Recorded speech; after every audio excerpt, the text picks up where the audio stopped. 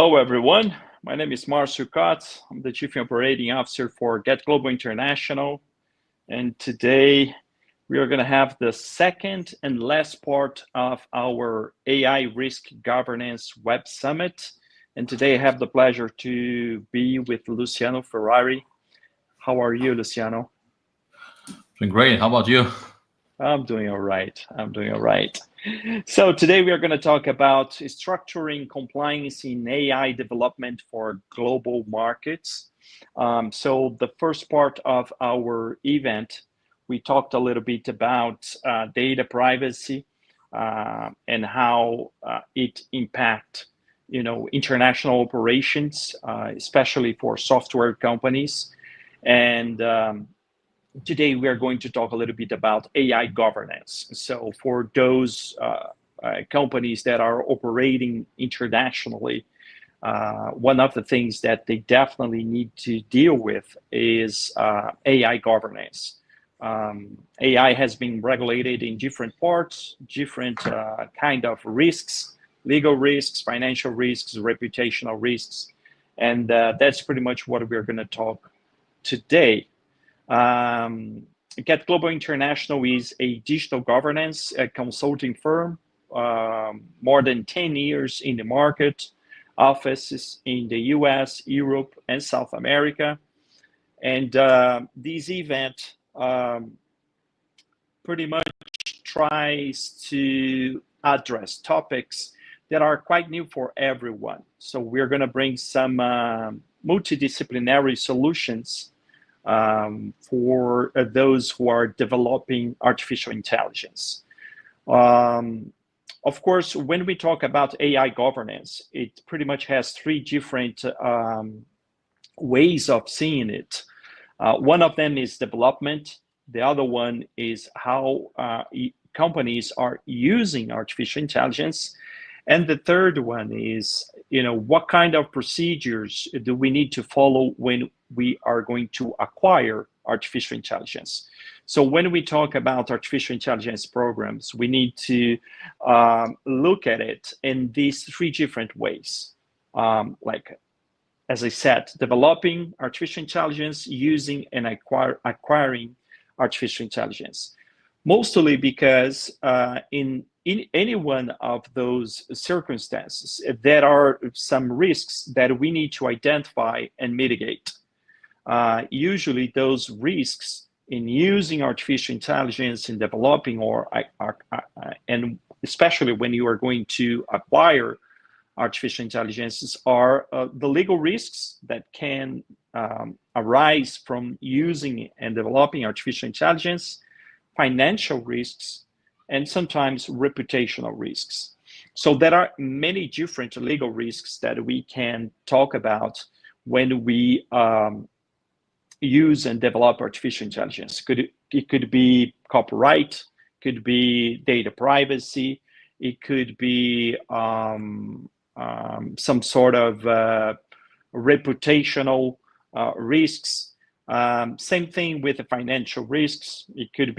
There could be some sort of a data leak with some strategic information. So there are different kinds of risks in different uses and the ways we develop artificial intelligence that it seems that the market now understands, or it's beginning to understand the importance of addressing those matters. So the question here is, why should AI developers care about governance? So from now on, we are going to try to understand, what kind of risks we can mitigate throughout the development life cycle of an AI model. As everybody knows, artificial intelligence has been applied in many different industries, and large scale of different companies are already developing and acquiring artificial intelligence. Here is just a piece of information from McKinsey showing how artificial intelligence has impacted the whole market in the past years. So therefore, it seems that every organization that's using developing artificial intelligence definitely needs to identify those risks and mitigate those risks.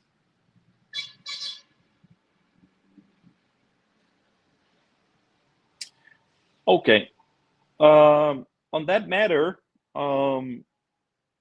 we've been working with different industries, trying to help them to develop and implement their AI governance program.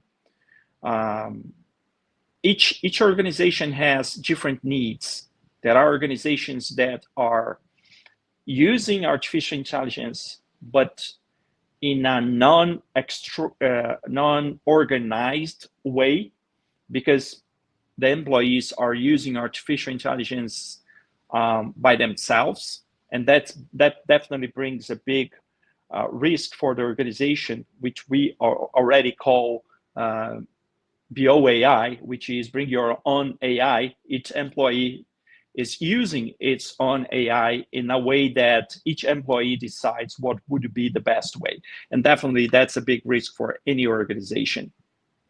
And the other thing that is a big concern is when we are going to, acquire artificial intelligence, what kind of questions should we make? What kind of documentation should we ask for? So there are organizations that nowadays the biggest thing that they need to deal with regarding artificial intelligence governance is to try to build a structured program in order to acquire artificial intelligence. But definitely the biggest challenge is when an organization is going to develop artificial intelligence, because that's something that needs to be, first of all, a sort of multitask kind of workforce that we need to identify and mitigate those risks throughout the development life cycle. So definitely these technologies being used and will be used for the next years, and definitely those things will be some sort of a big concern for any organization, but mostly for the development of the technology.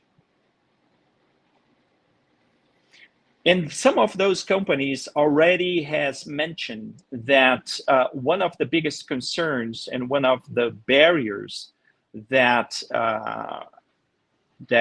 they need to overcome when it comes to applying artificial intelligence is, for example, data privacy concerns. Artificial intelligence has been developed in many different ways. And at the beginning of this new era, it seems that the artificial intelligence industry is using data based from different places and not so worried about the kind of data we are collecting and if that specific database is compliant with data privacy regulations, especially for those companies willing to do business internationally. As most of you know, data privacy has been regulated in many different countries across the globe, differently than it is in the United States. But for sure, US companies will have to comply with data privacy regulations if they are willing to sell to those places. So selling outside the US is a big challenge for many different reasons. One of them is definitely the regulation. So AI has been regulated around the world, and it seems that US companies are already struggling in getting compliant with regulations across the globe. There are different kinds of regulations that we'll need to be sure that the AI model is complied with. One of them is AI regulation. AI has been regulated, for example, in Europe. There is what's called the European AI Act. So the regulation, it pretty much defines what kind of artificial intelligence could be developed and the way it should be developed. But that's not the only concern. As I said, there are some other regulations beside the AI regulation. For example, the European GDPR, the General Data Protection Regulation, or even copyright regulations. In fact, US companies sell, the software company sells a lot to Europe, Asia, and even to Central and South America. So if the software industry in the United States wants to keep selling to those places, we definitely need to understand what kind of regulations we will need to comply with throughout the life cycle development. What kind of framework do we need to comply with? So let's talk a little bit about the European AI regulation, the Artificial Intelligence Act. So under that regulation, AI is defined as a system that is based on a machine that has different levels of autonomy and that can exhibit adaptability after deployment. So that means that this system is able to decide what would be the best outcome. So what differentiates a AI system to a regular software is the fact that the regular software, every time that you set some specific action, you already know what the outcome is going to be, and for a AI system, that's a little bit different. Once you ask something, it could be any kind of artificial intelligence.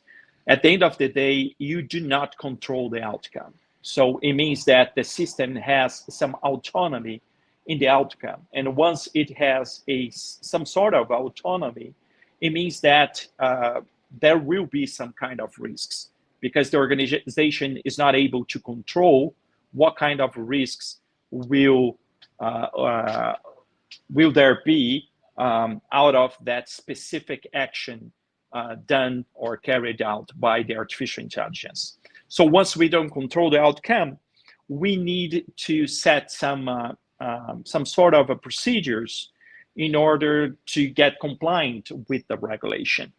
The AI Act stipulates 4 different categories of AI systems regarding the risks. So that's pretty much what's called the risk classification. One specific group is called an acceptable risk. It means that this kind of artificial intelligence won't be allowed. It means that you cannot develop, you cannot sell artificial intelligences that will be under this category. There is what's called high risks.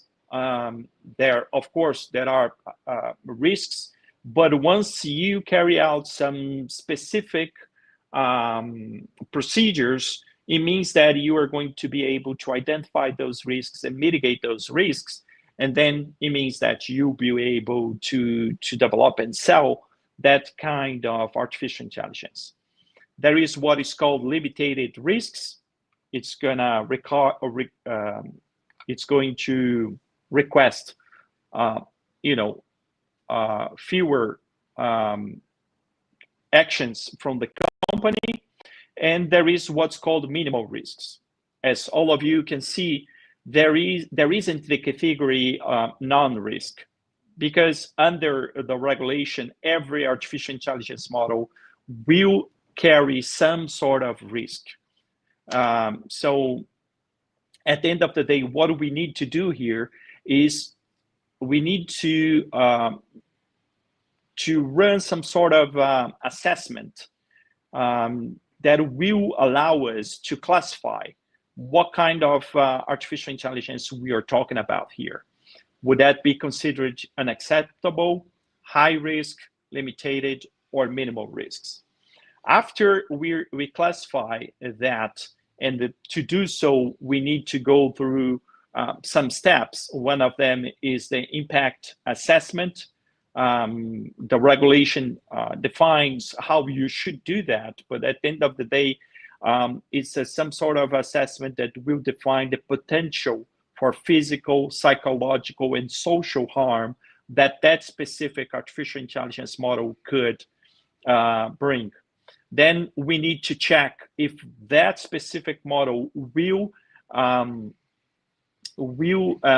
have some sort of damage to what's called fundamental rights. So under the European regulation, there is a set of rights that are, named as fundamental rights.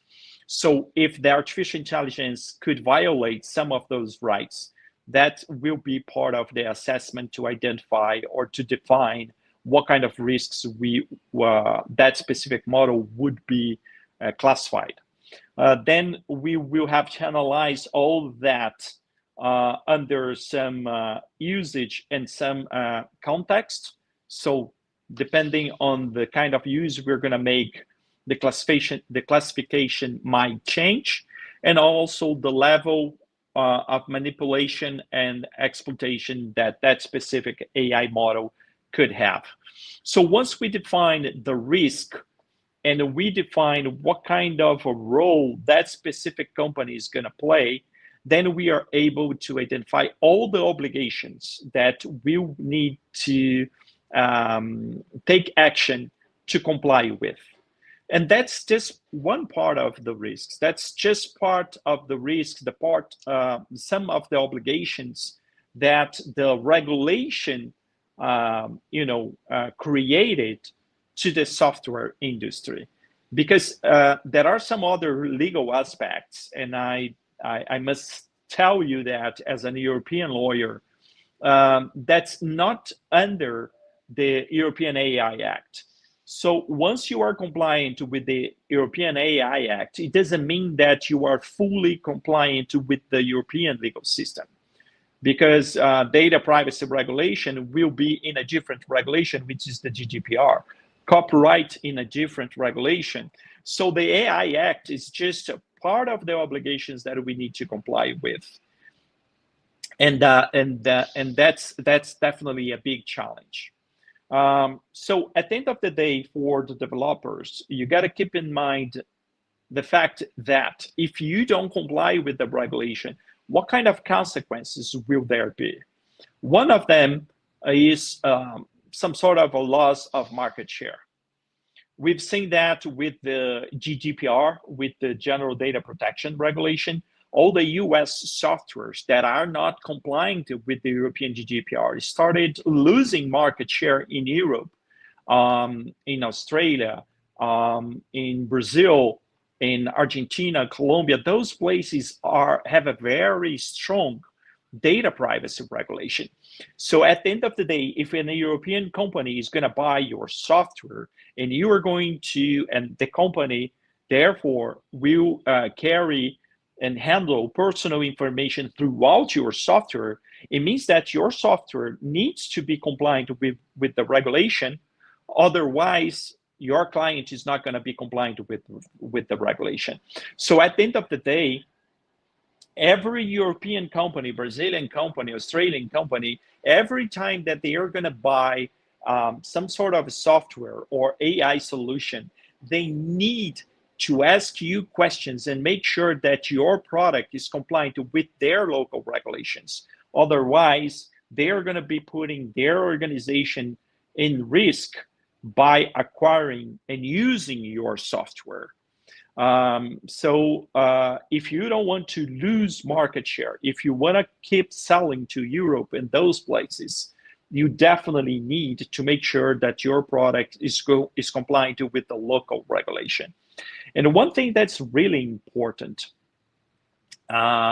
you need to understand that to be compliant with the local regulation, it's very complex.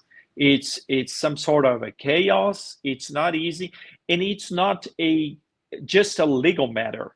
So it's not done by making sure that you have your paperwork done.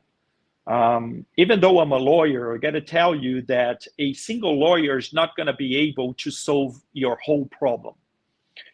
We've seen that some of the software companies, where they needed to get compliant with the data privacy regulations in other locations, usually they engaged local lawyers to draft their privacy policy or privacy notice. And they thought that by doing that, they would be compliant with the local regulation. But at the end of the day, it's not hard to understand that just by drafting a documentation, you are not going to be compliant, because the documentation itself is some sort of contract, some sort of a set of promises that your company is making to that specific market, to that specific government. So once that document is some sort of a contract, if your promises, if you don't fulfill the promises you are making through your privacy policies, through your privacy notices, if your software doesn't do what you said it would do, it means that you have some sort of legal risks. That's exactly what's already happening in the United States. Many of the lawsuits that we've seen regarding data privacy, it doesn't the legal strategy that lawyers use is not some sort of a negligence from the company by not complying with data privacy regulations. They are using a different strategy. What they say is some sort of a breach of contract, or sometimes a breach of a warranty. Because if you make those promises and your product doesn't comply with your own promises, there is some sort of a breach of contract or breach of warranty. So at the end of the day, we need to make sure that the whole AI model, does what the paperwork says. And I'm pretty much sure that a lawyer will struggle a little bit to help you to navigate, the development life cycle, addressing each one of the risks and each one of the obligations that we'll need to take care throughout the development to make sure that the AI model will do exactly what the regulation requires the model to do. So that's why we need to, have a different kind of professionals to help you throughout the development in order to make sure that the product at the end of the day will comply with the regulation. So so that's another challenge that we definitely need to tackle. And the last one is the fact that, in this AI era, everything is extremely developing in an extremely fastened way. It's every time we have something new, every day something pops up, and you don't want to be behind. You definitely want to make sure that your AI model will comply. Otherwise, it's going to take too long for you to make the change in order to make your solution compliant with the regulation. So that's something that you need to take care of from the beginning, from scratch. So that's another thing that we definitely want to share with you, and that's probably a big concern. So let's talk about some risks beyond the regulation. We talked about the AI Act, but there are some other risks that are not just legal risks. For example, security. This big volume of sensitive data, or prompt injection. For those who don't know, prompt injection is a technique that tricks the model with malicious prompt, leading to improper response. So we can, throughout some sort of a conversation that we have with Gen AI, sometimes we are able to use some techniques to trick the model to get the answer that we want, or answers that the AI model shouldn't give to you. So that's also a security concern. Voluntary data exposure, that's another problem. When the AI model, voluntarily expose some sort of information that it shouldn't. We've seen things like that. The other day, we asked the Gen AI, one of the models, to talk about one specific CEO, and the model, gave all the information about the CEO and also the CEO's salary, because voluntarily it exposed some information that it shouldn't. Of course, some business impact. Data poisoning is another security risk. So there are different things that we need to also be careful when it comes to security. Besides that, privacy risks, as we said, that it doesn't have anything to do with the European AI Act. So privacy law compliance is in the US, in Europe, some other places. Legal basis, and those data privacy regulations requires you to make sure that every time that the AI model is going to use personal information, it needs to follow under at least one of the possibilities described in the regulation. For example, under the European GDPR, there are 6 different possibilities. Under the Brazilian LGPD, 10 different possibilities. So that's a big challenge to make sure what would be my legal base or the AI legal base to be using that specific personal information. So there are many different obligations regarding privacy that we definitely need to address.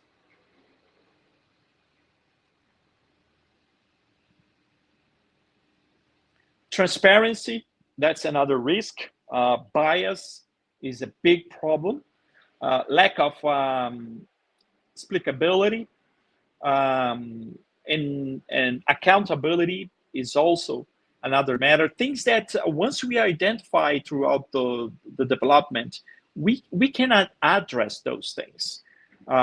So we need to understand how to identify those things, and we need to know what kind of techniques we could use in order to solve those problems. That's pretty much what Get Global does. We help those companies throughout the life cycle, the development life cycle, address each one of those risks. Ethical risks, that's usually the kind of risk that will bring some sort of harm to the reputation of the company. Bias is one of them. Data asymmetry is another one. Fundamental rights, most of them has some sort of ethical aspects. So those things also need to be part of your assessment. Things that we need to be sure that the AI model won't bring any sort of ethical risk to the organization in different matters, in different aspects.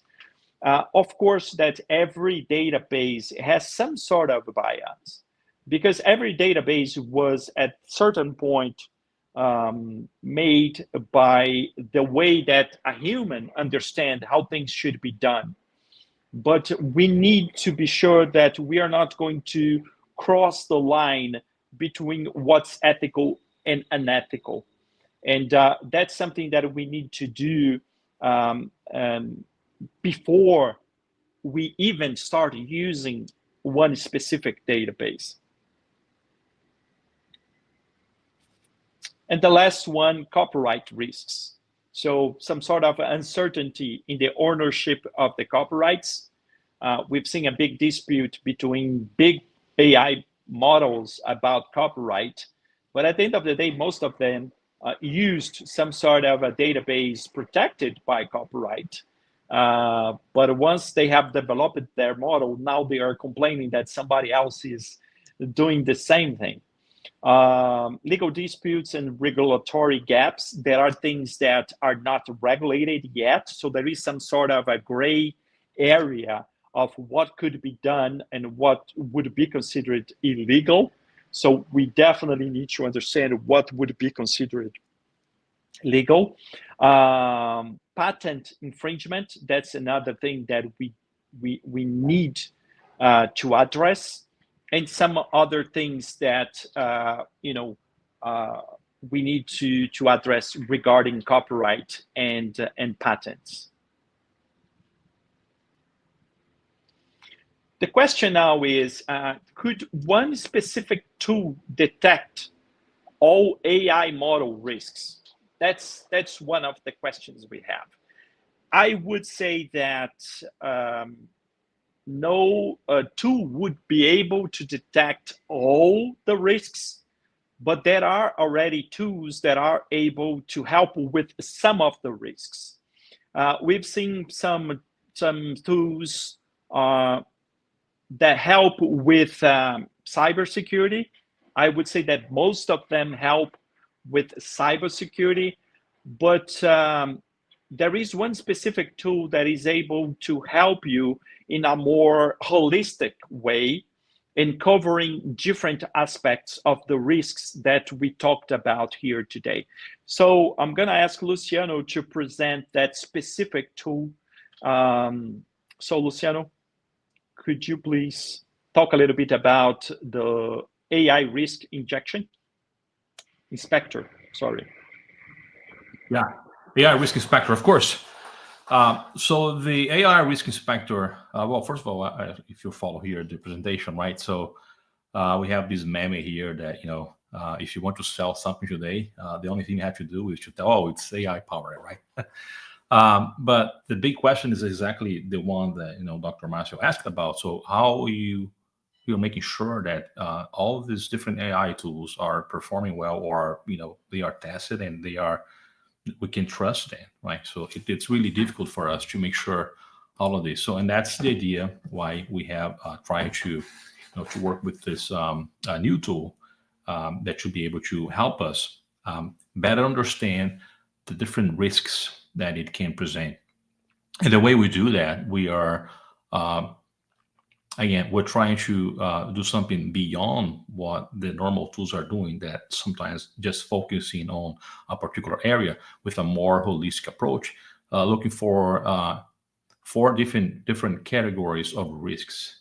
And you talk about security, privacy, ethics, and copyright. So those are the major categories. And under different categories, what we did here is that we collected from multiple different sources, scholars like Stanford University and other sources of information, all of the different kinds of prompts that we could try to use to test all of those different things in an AI model. So today, the capability of our tool is able to send something about 15,000 prompts, analyze the response, and tell in 3 different ways what is kind of a score for that particular model. So the tool is developed to test generative AI models. So you can use the ones that are accessible via internet or via API. If you can put the API in the tool, you're able to get that information. Or if the model is actually developed, or stored in your computer only, so it's not accessible via internet, you can also use the tool to link your directories or the file where it is located in your computer, and it can also start sending prompts and etc. The third way for testing that is, for example, you have access to a tool that has, for example, a chat box. You could be able to use the tool to help you send all of those different tests in that particular chat box, for example. analyze the answers and provide you the same kind of result, dividing all those different 4 categories. So I think the best way to do this is if you really can see the tool actually working. So what I can do is maybe try to share my screen. Let me try to find here the screen so that I can share. All right. Let me open here. All right, present.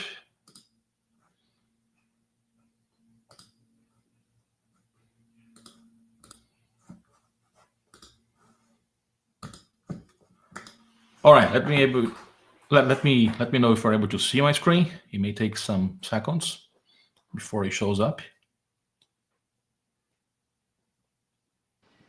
It's working. All right, perfect. Okay, so this is an own development tool, right? So I can tell you that the backend is actually much more robust and it's working perfectly. What we are trying to work on right now is more about the front end, graphical information, dashboards, and that kind of thing. So that's where our most development are taking place right now. So if you look here, you can select your model, and when you select your model, it will be able to prompt here the model name you'd like to test, right? So if you select OpenAI, for now we have some options here. We can add more options here. And then you have to select what kind of probe you want to test. You can select all of them if you want, right? It can take longer to process.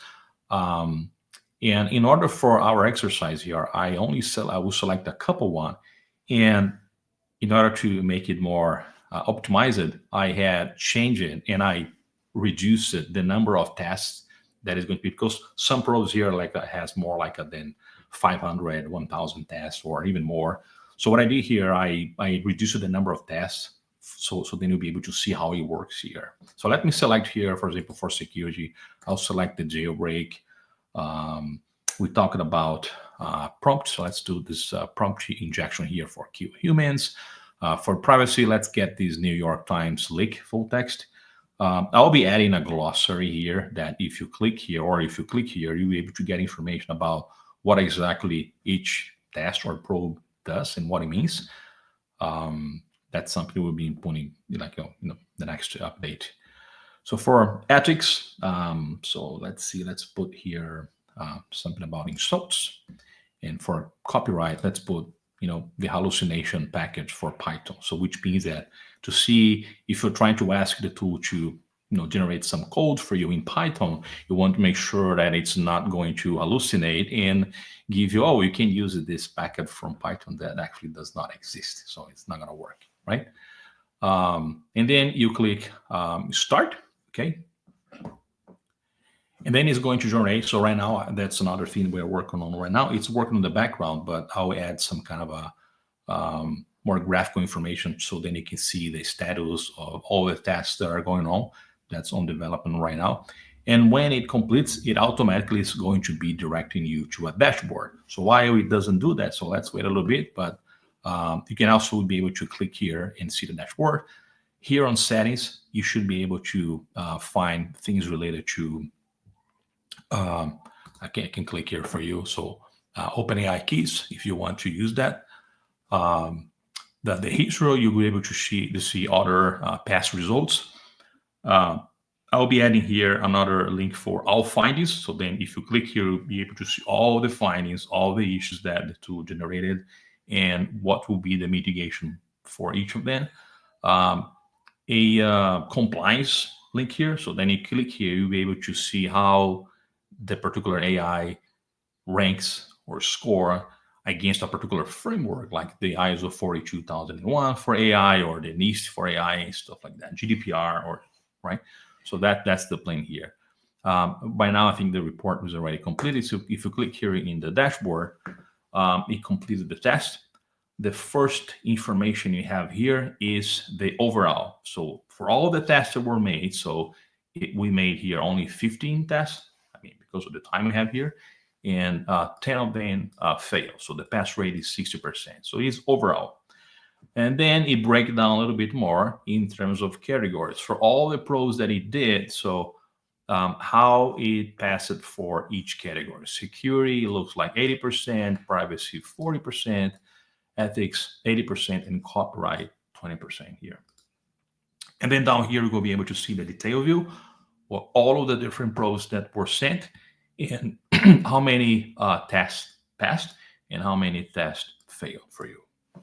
So basically, this is the tool. I mean, again, it's still in development, but it's already doing something very different from other tools that it's not focused on a particular area and still can provide you lots of customizations, right? Very good. Thank you, Luciano. And as we said, this is a tool that will help identifying some of the risks, but it doesn't mean that it's going to solve the whole problem. But it seems a very powerful tool because if we want to make sure that the AI model is being developed compliant with one specific regulation, for example, the data privacy regulation, as you said, we can set the standard and make the, and compare the AI model with the standard and try to identify the risks. So it seems that we can make changes in the tool, customize the tool in order to solve some specific things depending on the company's need. But at the end of the day, what do we need to do? It goes beyond the tool. As I said, the tool helps a lot. But what we, some of the companies, the software companies, the AI companies need to do is develop some sort of AI governance program. The tool will be part of the program. As we said, it won't solve the whole thing, but definitely will help. And what's an AI program, governance program? It's pretty much a program that we developed through 6 different phases. The first one, we need to organize all the information we need. So what exactly the company is using, what the company has already acquired, what is the company developing when it comes to artificial intelligence. Once we organize the information, we go to the second phase, which is what we call diagnosis or the gap analysis. We need to identify all the information we get it together and try to identify what kind of risks we are facing using developing artificial intelligence. And once we have all the gaps, we can tell the organization what the organization should do in order to solve each one of the gaps. If that specific company is developing artificial intelligence, there is one specific phase for that matter. As we saw here, development is the biggest challenge because that's something that's related to the action we got to take throughout the development. So that's something that needs to be done step by step. So we need to understand, in a very detailed way, what's being done throughout the development in order to identify the risks and mitigate the risks, throughout the development itself. Then we make all the adjustments, and then we set some continuous improvement, and then we have the program in place. Of course, the tool, the AI Risk Inspector, can be used throughout the assessment and throughout the development, trying to identify those risks every time that it's needed. But once we identify the risks, that's just part of the AI governance program. Then we need to decide what do we need to do in order to address each one of the risks that we have identified.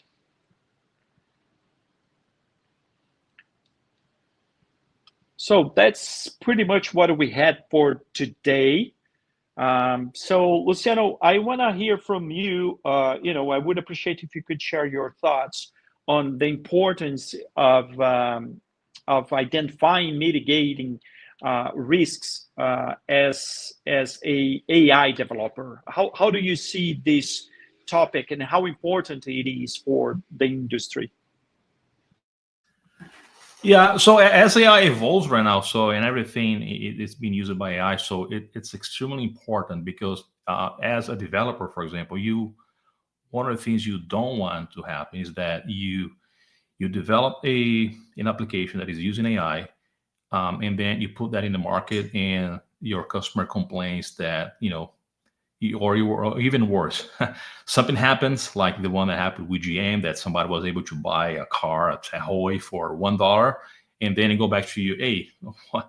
The company is going to sue you because of that. So you don't want that kind of thing to happen, and it's beyond security, right? So right now we're not talking on about being able to exploit the AI system to get sensitive information, or to break, or talking about OS top 10 like a cross-site scripting, SQL injection, that kind of stuff. But it has been more complicated because now we're talking about other types of risks that you don't want your tool to be there, depending on your application.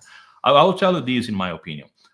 There are certain, I don't believe, in my opinion, that all of the AI tools that you build should be perfect. But we need to understand where we are trying to sell them, what's the market, what is the industry, and make sure that there will be no gaps for a particular industry. For example, if you're developing an AI tool that relates to, for example, or you're going to be using for a chat with a game that kids can play, you definitely want to make sure that your tool will not allow you to start being able to be manipulated for toxic conversation, or bullying, and that kind of stuff.